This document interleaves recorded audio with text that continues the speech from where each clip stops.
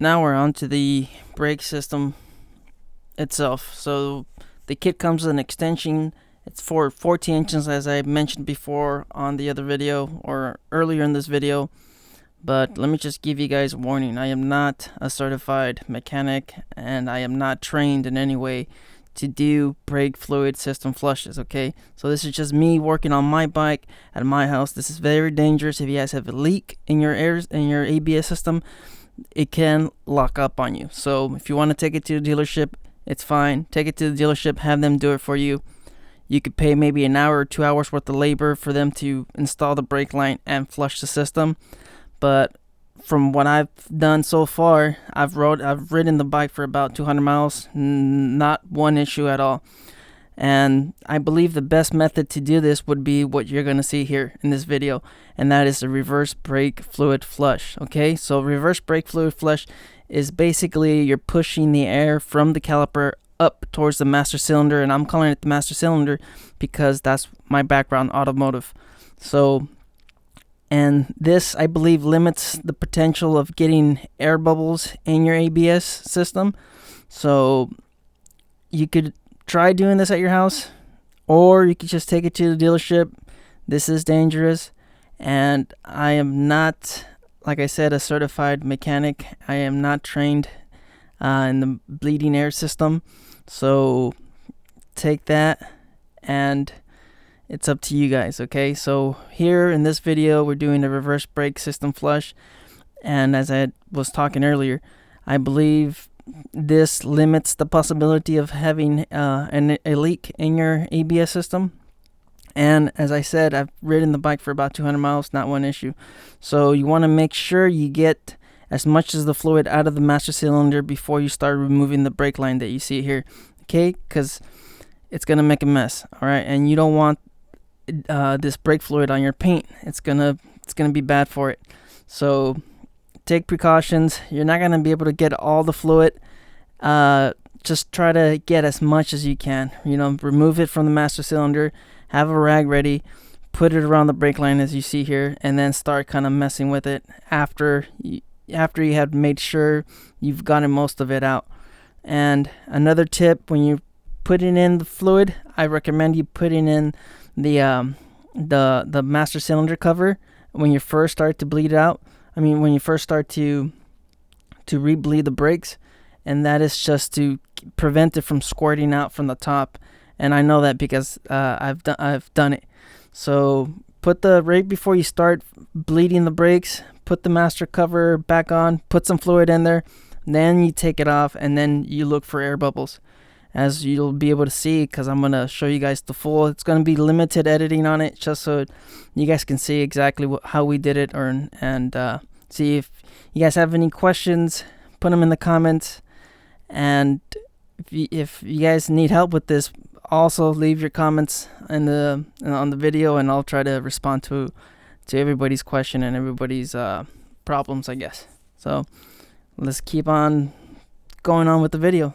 Thanks. This is just a little bit, and thank you.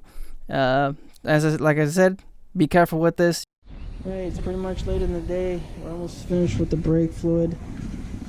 So what we're doing is Yesenia's looking up there, making sure there's no air popping up, and I'm over here with the syringe, with the Mighty Vac syringe, and feeding it. So we went ahead and did it a second time on the left side of the bike. No more air bubbles coming out of this side. Now we're going to go back over to the right side of the other disc and then do it again. And so what we're doing is, to make sure it doesn't overflow, we're using this other syringe. You want to hold the camera? And we're draining it out with this one, just enough not to go too low, or we're going down enough so we can see if there's any air bubbles. It's okay. Now you don't want to drain this out completely, because then you're introducing air into the brake system again. So use this to kind of lower it, not too much, and then go around with the Mighty Vac at the disc. Down over here, I'll show you. Down right there, and then break the valve open and repeat until there's no more air bubbles. And then whatever you have in here, just go ahead and put it back in. And then, so this is DOT4 brake fluid.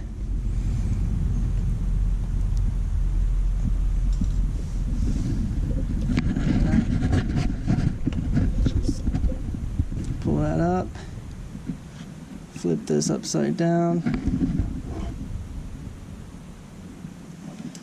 to kind of get the air out from the top. You see how it's kind of, so now the air is at the very top.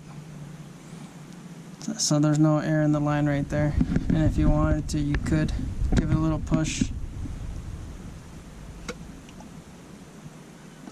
And there it is. So we're trying to eliminate the air out of the system. So open this up. Oops.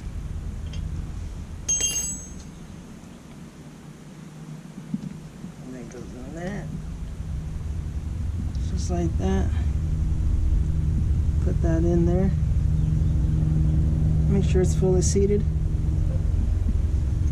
And then you crack it open, quarter turn. Right there. Flip this upside down.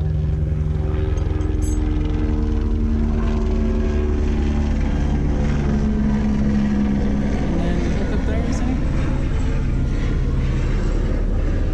Is it filling up?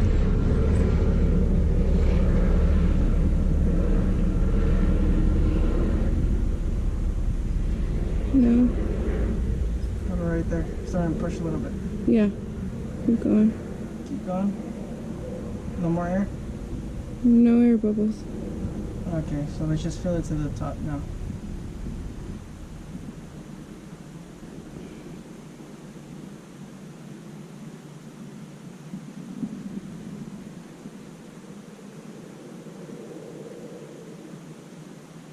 Keep going. Keep going.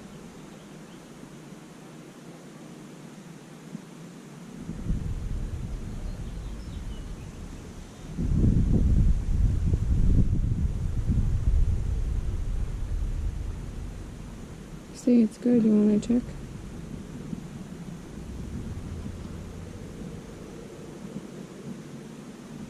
Just put your own fences. How does it look? Good? Mm-hmm. Is that full? Yeah. Yeah? Stop. Alright, come bring the camera back over here. And close that before you... Come on. Keep closing.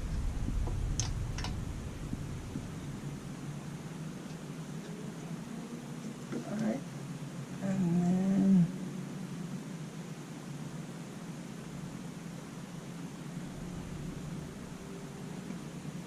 take that off. Grab your brake fluid, because you don't want this stuff on your paint.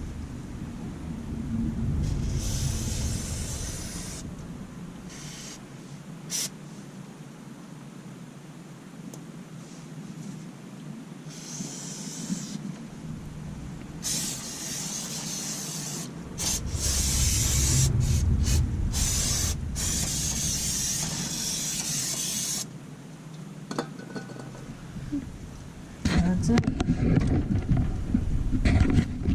So I'm pretty sure there's no more air in the line. We're gonna go ahead and close that. The brakes are now finished. They're bled.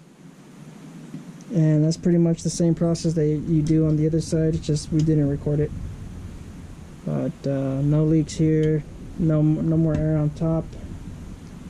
Looks like we're ready for the clutch.